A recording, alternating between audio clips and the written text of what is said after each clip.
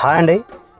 So మనకు Warangal highway హాలేరు and అదేవిధంగా కొలంపాకు వస్తుంది. ఆలేరు నుంచి కొంచెం ముందుకు వెళ్ళిందంటే కొలంపాకు వస్తుంది. జైన్ టెంపుల్ అండ్ పురాతనమైన సోమేశ్వర ఆలయం కూడా ఉంటుంది అక్కడ.